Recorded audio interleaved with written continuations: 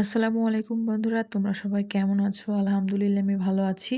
অনেকদিন পরে তোমাদের সাথে একটা ব্লগ শেয়ার করব, আর সেটাও আবার আমার মেয়ের ১ বছর পূর্ণ হওয়ার জন্মদিনের সেই ব্লগটা।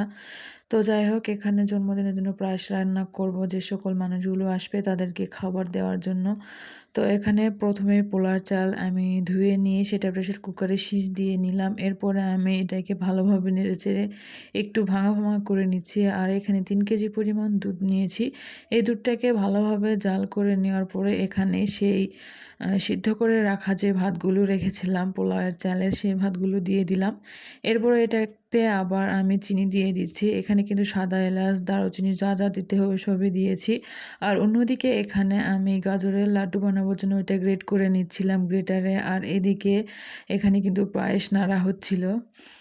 আর আজকে বাসায় অনেক কাজ, সেই জন্য একটু তাড়াতাড়ি করার জন্য অনেক চেষ্টা করা হচ্ছে। এই জন্য আমি এদিকে নাড়তেছিলাম আর ওইদিকে আমার শাশুড়ি গাজর গ্রেট করতেছিল।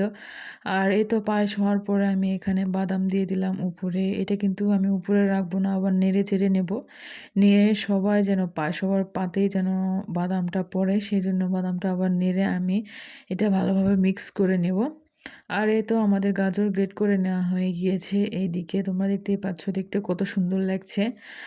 আর এরপরে আমি গাজরের সেই লাড্ডুটা আগে তুলে দিব। আর ওইদিকে পায়েসটা একটু ঠান্ডা হোক, তারপরে ওইটাকে ভালোভাবে বেড়ে নিব। তো গাজর গ্রেট করে রাখা যেগুলো রেখেছিলাম সেগুলোকে এবার আমি কড়াইয়ের মধ্যে দিয়ে দিব।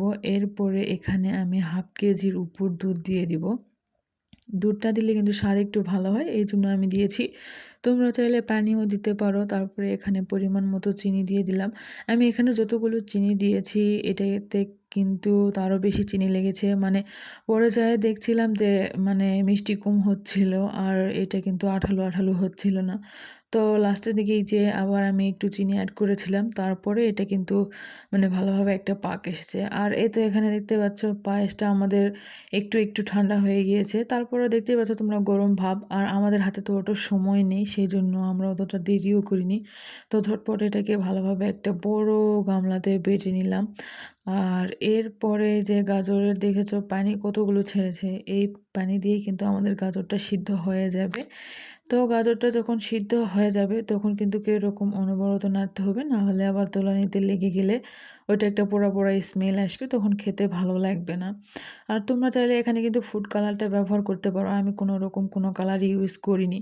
আর এখানে আমি একটা ঘি দিয়েছিলাম, কিন্তু সেটা তোমাদেরকে দেখাতে পারিনি, কারণ ওইটা তখন ভিডিও করার কথা মাথায় ছিল না। আর এই যে গাজর এখানে প্রায় পানিটা যখন মরে যাবে গাজরের, তখন আমি এখানে বাদাম কিশমিশ এগুলো দিয়ে দিলাম।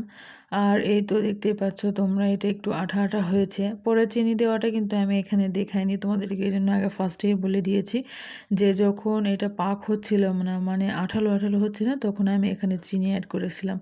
তো এই তো আমাদের গাজরের লাড্ডু যেই ডোটা হবে এটা কিন্তু রেডি হয়ে গিয়েছে। এটা হালকা একটু ঠান্ডা হলে আমরা এটাকে হাত দিয়ে চেপে চেপে ভালোভাবে একটা শেপ করে নেব।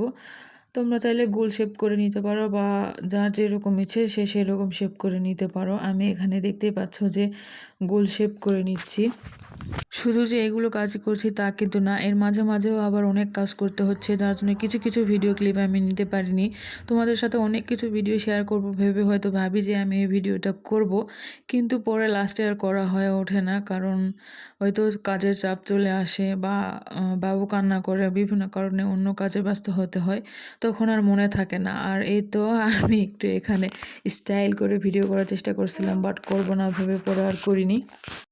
এই তো তোমরা এবার দেখো যে গাজরের লাড্ডুর কত সুন্দর একটা লুক চলে এসেছে, আর এত মজা হয়েছিল খেতে, তোমাদেরকে কি বলবো, বলার বাহিরে। তো তোমরা চাইলে কিন্তু বাসায় এরকম অকেশানে এরকম লাড্ডু বানিয়ে ফেলতে পারো। আর এই তো আমাদের পায়েসটা বেড়ে নেওয়া হয়ে গেছে। সবাই ভালো থাকবে, সুস্থ থাকবে। আজকের ভিডিও এখানে শেষ করছি। ভিডিওটা তোমাদের ভালো লাগলে একটা লাইক করো। আল্লাহ হাফেজ।